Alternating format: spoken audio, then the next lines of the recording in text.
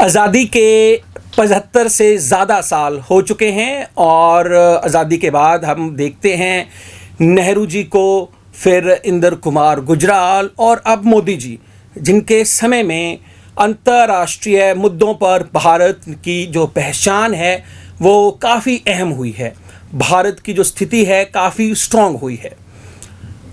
इसी मुद्दे को लेकर जो है हाल ही में आपको पता है ब्रिक्स का जो समिट है वो रशिया के काजान शहर में उसका आयोजन किया गया था और ये भारत के पॉइंट ऑफ व्यू से बड़ा ही महत्वपूर्ण था। उसके बारे में आज हम बात करेंगे कि भारत के संदर्भ में जो है इसकी क्या क्या अहमियत है और भारत को आने वाले दिनों में क्या क्या बेनिफिट जो हैं होंगे इस समिट में जो हम समझौते करके आए हैं। तो मेरे साथ इस पॉडकास्ट में हैं आशीष सर। आशीष सर, पहले सभी हमारे जो विद्यार्थी हैं अपने बारे में भी थोड़ा बता दें, ठीक है, ताकि जो है हम सेशन शुरू करने से पहले थोड़ा सा मुझे लगता है कि ज़रूरी है जो है अपने बारे में बताना। Hello students, hello everybody, my name is Ashish और मैं basically polity and international relation subject को पढ़ाता हूँ। एंड जैसा कि आप सभी जानते हैं, अभी रिसेंटली ही ब्रिक्स का सेशन हुआ है, ब्रिक्स का 16 सेशन हुआ है और बहुत से जियोपॉलिटिकल एस्पेक्ट्स को इस सेशन के माध्यम से डिस्कस किया गया, उठाया गया है। तो इस सेशन के माध्यम से आज हम उन सभी एस्पेक्ट्स को डिस्कस करने वाले हैं।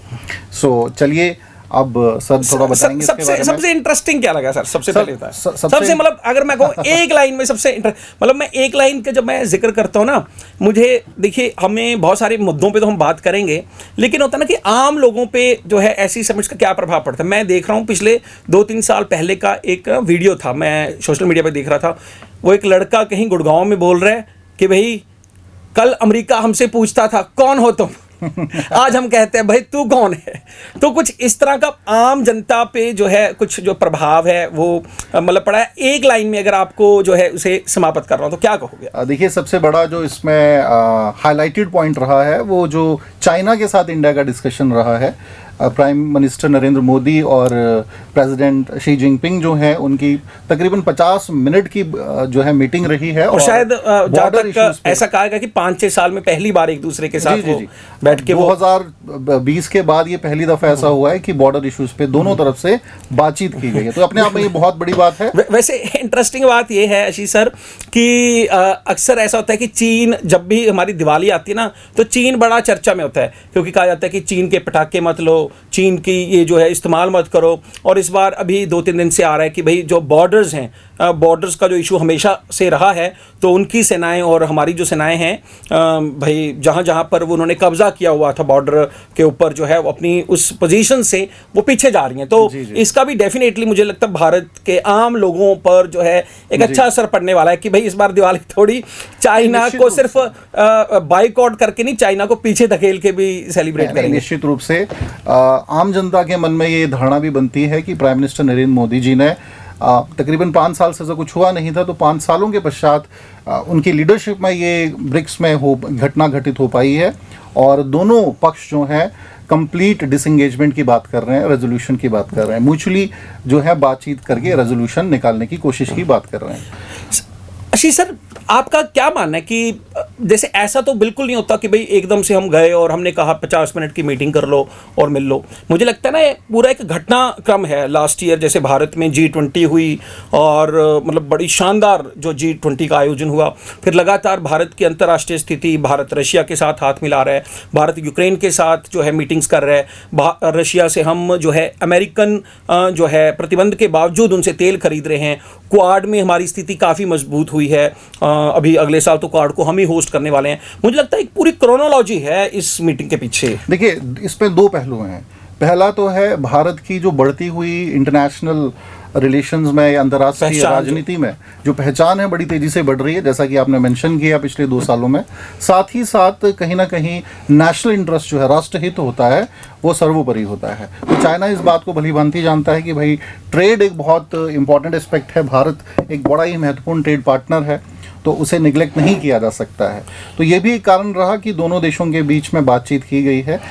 तो वैसे तो ब्रिक्स जैसे प्लेटफॉर्म पे बहुत लंबा वार्तालाप नहीं होता है, 20 मिनट का वार्तालाप नहीं होता है। ये पैरेलल समिट्स हुई, पैरेलल मीटिंग्स हुई ब्रिक्स के अलावा। जी, लेकिन ये बायलैटरल टॉक्स जो है अलग से 50 मिनट के गए हैं, अपने आप में ये बहुत बड़ी बात। क्या बात है। इस बार बच्चों कई सारी ऐसी हमें टर्मिनोलॉजीज मिली, मतलब जो पहले बहुत कम सुनने को मिली। जैसे इसके थीम मैं देख रहा था, थीम में सर एक शब्द था, वो काफ़ी बार हम अंतर्राष्ट्रीय जो है जब मंच ऐसे बैठते हैं देखते हैं, मल्टीलेटरलिज्म। तो जो है अभी फिर ये कहा गया, हालांकि मल्टीलेटरलिज्म जो शब्द है ज़्यादातर ये जो यूरोपियन कंट्रीज़ हैं उनके द्वारा इस्तेमाल किया जाता है, लेकिन ब्रिक्स में भी इसका थीम इस बार रखा गया स्ट्रॉन्ग करना है। तो मल्टीलेटरलिज्म जहाँ पर हम कहते हैं कि ऐसे समूह जिससे दुनिया भर में व्यापार को और जो है हमारी सिक्योरिटीज़ को जो बेनिफिट हो, तो ऐसे समूह जो है जब एक डायरेक्शन में एक जो है मुद्दे के लिए जब इकट्ठे होते हैं, तो सर जब ये जो मल्टीलेटरलिज्म जो शब्द है ये इस बार इन्होंने जो है, जैसे हम बात पहले भी कर रहे थे कि भाई जो ग्लोबल साउथ है या फिर ये जो ब्रिक्स है, तो एक तरह से अब ये जो मल्टीलेटरलिज्म जो शब्द है, क्या ये एंटी अमेरिका इस्तेमाल किया गया या एंटी वेस्टर्न इस्तेमाल किया गया? आपको क्या लगता है इसमें? देखिए, इसके भी मैं कहना चाहूँगा, इसके भी दो एस्पेक्ट्स हैं। पहला तो मल्टीलेटरलिज्म, ऑफ कोर्स बात ये हो रही है कि पूरे विश्व में कोई एक धुरी नहीं है, कोई एक पोलर नहीं है, बहुत सी शक्तियां हैं और समान रूप से सभी को ट्रीटमेंट इंटरनेशनली मिलना चाहिए। तो ऑफ कोर्स वेस्टर्न नेशंस के अगेंस्ट भी हम कह सकते हैं।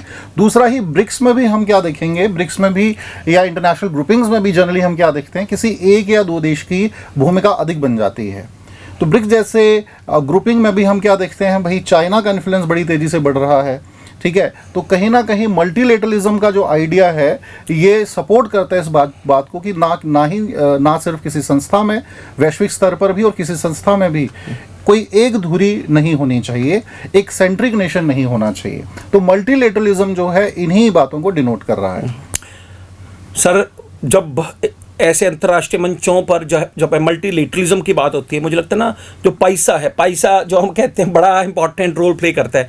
अब इन्होंने 2015 में जो बैंक बनाया था, तो उसको लेकर भी बहुत सारे मुझे लगता है अफ्रीकन कंट्रीज़ जो हैं वो चाहते हैं ना शायद कि अभी हम भी इसका हिस्सा बन जाएं, क्योंकि अभी तक तो ऐसे इंटरनेशनली लोन्स जो हैं उसको लेकर सिर्फ जो है एक वर्ल्ड बैंक को ही जो है सबसे ऊपर देखा जाता था। अब जैसे ये जो न्यू डेवलपमेंट बैंक बना है तब से, और अब तो चाइना ने अपना अलग से भी एक बैंक बना रखा है, AIIB। तो मुझे लगता है उस वजह से भी जो है बहुत सारे मेंबर, मुझे लगता है सर 30 के आसपास कंट्रीज इस बार शामिल हुए इसमें। जी। और एक जो है एक भारतीय मीडिया में जो बड़े अच्छे से जो प्रसारित की जाती है बात कि पाकिस्तान को जो है इनवाइट ही नहीं किया गया, और वो बेचारे जो है नहीं इसके इवन मतलब बहुत सारे क्योंकि ऐसे कंट्रीज़ थे जो इसके मेंबर नहीं थे लेकिन उनको इनवाइट थे। जैसे भारत G7 में इनवाइटेड रहता है हमेशा, तो इस बार ये इनवाइट भी नहीं किया गया। फिर मल्टीलेटरलिज्म के बाद एक और शब्द काफ़ी चर्चा में रहा था, सर आपने भी डेफिनेटली सुना होगा, डी-डॉलराइजेशन। यूक्रेन युद्ध के बाद जैसा देखते हैं हम कि भाई अमेरिका डॉलर की धौंस जमा रहा है पूरी दुनिया पर, और रशिया का कितना सारा जो अंतर्राष्ट्रीय कोष है उसको इन्होंने फ्रीज कर दिया था। इस डी-डॉलराइजेशन, क्या मतलब भारत को भी कोशिश करनी चाहिए अपनी करेंसी को इंटरनेशनली जो है डेवलप करने की, या फिर हम जो है सिर्फ रशिया मतलब आमतौर पे, क्योंकि हम भी कहते हैं ना, हम भी बड़े गर्व से कहते हैं कि हमारा 700 बिलियन US$ का जो है ये जो कोष बन चुका है, इंटरनेशनल रिजर्व बन चुका है, तो वो कोष किसका है? वो अमेरिकन डॉलर का ही है। तो जो है सर अब रशिया बोल रहा है डी-डॉलराइजेशन, तो इसमें थोड़ा आप जो है बच्चों को बताओ कि क्या गेम जी है? बिल्कुल इस पे देखिए, रशिया काफ़ी लंबी टाइम से, क्योंकि रशिया यूक्रेन वॉर में इंडल्ज रहा है, फंस के रह गया, और कहीं ना कहीं इलीगल सैंक्शंस भी उनको ग्लोबली फेस करने पड़ रहे हैं। तो उसी की वजह से अभी इसमें डिस्कस भी हुआ एक्चुअली ब्रिक्स सेशन में ही कि एक अलग जो है क्रॉस बॉर्डर पेमेंट सिस्टम को इनॉग्रेट किया जाए, जिसमें लोकल करेंसीज के माध्यम से भी ट्रेड किया जा सके। जो ट्रेड बैरियर्स रहे, फ्री ट्रेड एग्रीमेंट जिन्हें बोलते हैं, नहीं, फ्री ट्रेड एग्रीमेंट थोड़ा अलग हो जाएगा। यहाँ पे हम कह सकते हैं कि जो डिजिटल इंफ्रास्ट्रक्चर है या भारत के UPI को भी हाईलाइट इसमें किया गया। तो अगर आप भारत के संदर्भ में भी इसको देखते हैं तो आने वाले टाइम में कह सकते हैं ब्रिक्स में भारत जो है एक डिजिटल इंफ्रास्ट्रक्चर को प्रमोट करता हुआ हमें दिखेगा। हमने पिछले 1-1.5 साल में देखा है, इवन फ्रांस जैसे इतने डेवलप्ड नेशंस वो भी अब UPI को उन्होंने अलाउ कर दिया है। मतलब बाकी आपने जरूर देखा होगा UAE है, श्रीलंका है, अभी हमने शायद ये मोहम्मद मुइज़ू आए थे, बड़े आग दिखा रहे थे 2 साल पहले, अभी आए हैं तो बोल रहे हैं कि भैया आ जाओ मालदीव्स घूम लो और अपना UPI चला लो। तो कितने ही सारे जो है देशों ने UPI को, नेपाल ने भी अब तो अलाउड कर दिया है। तो डी-डॉलराइजेशन न्यूट्रलाइजेशन की बात हमने कर ली कि भाई अब एंटी जो है एक मुझे लगता है सर करेंसी भी उन्होंने दिखाई थी पुतिन ने कि भाई एक जो ब्रिक्स की करेंसी को मतलब ऐसा कुछ लॉन्च नहीं किया लेकिन एक नोट दिखाया था। एक बेसिकली ये भी एक प्रपोजल है कि एक अलग से ब्रिक्स की करेंसी हो, हालांकि वो संभावना अभी थोड़ी कम है। लेकिन ये है कि क्रॉस बॉर्डर पेमेंट सिस्टम जो है वो लागू किया जा सकता है। लोकल करेंसी जो है जिसमें रुपया जो है इनिशिएटिव हम फ्यूचर में देख सकते हैं, या ब्रिक्स में हम देखेंगे कि भाई आने वाले टाइम में भारत लीड कर रहा हो डिजिटल इंफ्रास्ट्रक्चर को प्रमोट करने के लिए। मैं जब सर पुतिन अपने जो मिनिस्टर्स के साथ बैठे हुए थे और नरेंद्र मोदी जी बैठे हुए थे, बड़ा इंटरेस्टिंग जो है जब बायलैटरल टॉक हो रही थी, बड़ा इंटरेस्टिंग लगा मुझे कि क्योंकि रशियन लैंग्वेज में ही वो बात करते हैं और फिर आपको पता है कि भाषा को बदलने वाले लोग वहाँ बैठते हैं। और जब पुतिन जी बोले और जब उनका जो उन्होंने कहा, जब उसको हिंदी में तब्दील करके बताया गया नरेंद्र मोदी को कि शुरुआत यहाँ से हुई कि भाई अब जो है हमारे संबंधों को, हमारे रिलेशंस को जो है डिस्कस करने के लिए हमें किसी बैरियर की या लैंग्वेज को कन्वर्ट करने वाली व्यक्ति की ज़रूरत नहीं है, ट्रांसलेटर की ज़रूरत नहीं है। तो मतलब हमारा रिलेशन इतना अच्छा हो चुका है रशिया के साथ। और ऐसा नहीं है, हमारा इतिहास रहा है पिछले 50 सालों में, चाहे 1971 की जंग हो और चाहे अभी हमने पूरी दुनिया ने मना किया तो हमने उनसे तेल लिया, ठीक है। हालांकि भारत के अपने उसमें जो है इंटरेस्ट थे क्योंकि भारत को अपनी करेंसी में तेल मिल रहा था, लेकिन फिर भी अमेरिका के खिलाफ जाकर हम उनसे जो है तेल कर ले रहे हैं। और भारतीय जो डिफेंस का भी लगभग 60% से ज़्यादा जो भारतीय जो डिफेंस जो इंपोर्ट्स हैं वो भी रशिया से ही आ रहे हैं। और अब जो है, अब आप सर फ्यूचर क्या देखते हो, क्योंकि अगला जो ब्रिक्स है ना वो भारत में होने वाला है, तो अभी 1 साल का जो समय है, इसलिए भी मैं मतलब जो है मेरे मन में एक ख्याल आ रहा है कि रशिया यूक्रेन का युद्ध, क्या भारत उसको रोक पाएगा? क्या अगर मतलब भारत रोक पाता है तो शायद ये बहुत बड़ी कूटनीतिक जीत होगी अंतर्राष्ट्रीय मंच पे नरेंद्र मोदी की और भारत की। और क्योंकि अगर ये ऐसा करता है तो शायद सिक्योरिटी काउंसिल में बार बार जो बातें चलाई जा रही हैं, जैसे आपने डिजिटल इंफ्रास्ट्रक्चर की बात की, वैसे इसके डिक्लेरेशन में ये भी इस बार कहा गया है कि ब्रिक्स के जो मेंबर हैं एक दूसरे को सिक्योरिटी काउंसिल में परमानेंट सीट के लिए वो जो है वो सपोर्ट करेंगे, ठीक है। तो भारत अगर ये कर पाया और दूसरी तरफ इजराइल और ये जो जंग है बढ़ती जा रही है हमास में, तो इन सभी संबंधों को लेकर जो है, और अगले साल जब भारत ने करना है तो अगले 1 साल में ब्रिक्स का या भारत का जो है क्या भविष्य हो सकता है? देखिए, सबसे पहले तो हमें ब्रिक्स की जो एक जर्नी है वो देखनी पड़ेगी, ब्रिक्स को समझना पड़ेगा।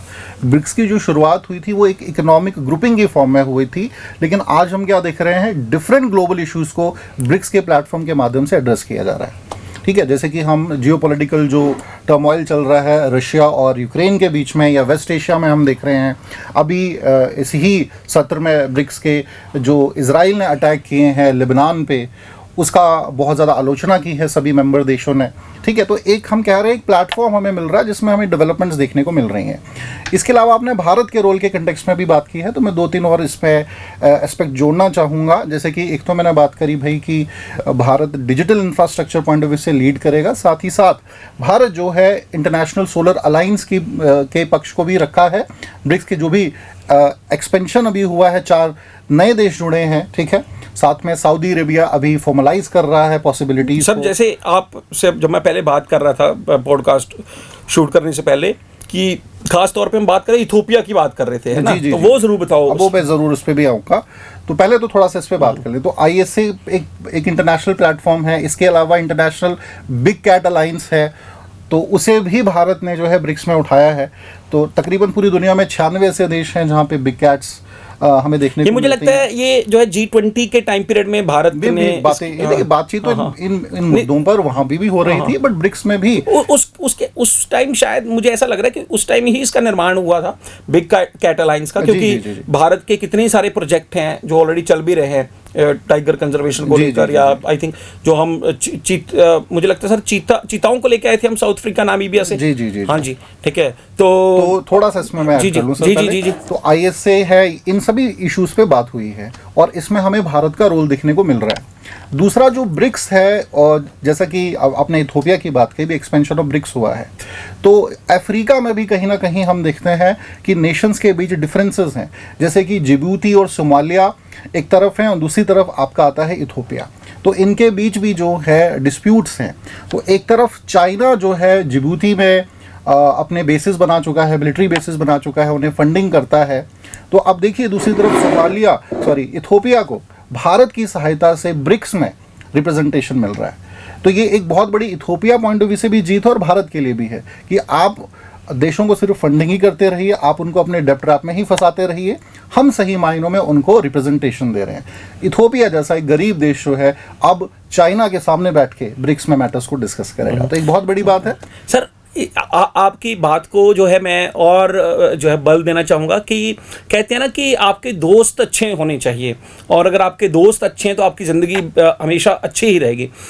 लास्ट ईयर जब इनकी घोषणा की गई थी इन कंट्रीज़ की, तो एक कंट्री था जो बाद में ब्रिक्स में आने से उसने मना कर दिया, साउथ अमेरिकन कंट्री था सर, अर्जेंटीना।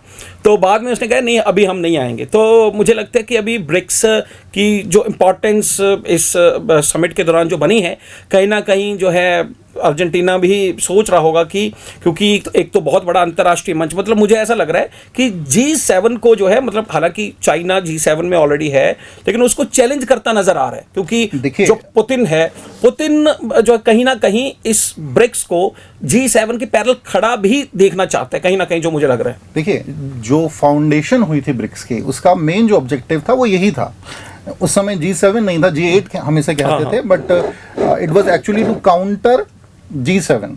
तो वो तो मेन है ही, वो तो मेन ऑब्जेक्टिव है ही, और क्योंकि G7 जो है वो पूरी दुनिया की लीडिंग इकोनॉमी जो है उनकी एक ग्रुपिंग है, तो वो तो सर ऑब्जेक्टिव है ही। और मुझे लगता है जब 2013 से जब रशिया हटा G8 से, ये यूक्रेन वाले मुद्दे पे मुझे वो याद नहीं आ रहा, क्रीमिया पे जो के मुद्दे पर भार, मुझे लगता है कि उसके बाद तो शायद ब्रिक्स को और ऊपर लेकर आना शायद पुतिन की मजबूरी भी है और पुतिन के लिए बहुत ज़्यादा ज़रूरी भी है, क्योंकि बड़ी ऑर्गेनाइजेशंस में देखें तो भाई ब्रिक्स में ही अब वो मेंबर रह चुके हैं, G20 में है, लेकिन G20 में जैसे हमने लास्ट ईयर देखा भारत में हुई, तो पुतिन ने अपना रिप्रेजेंटेटिव तो भेजा लेकिन खुद पुतिन नहीं आए।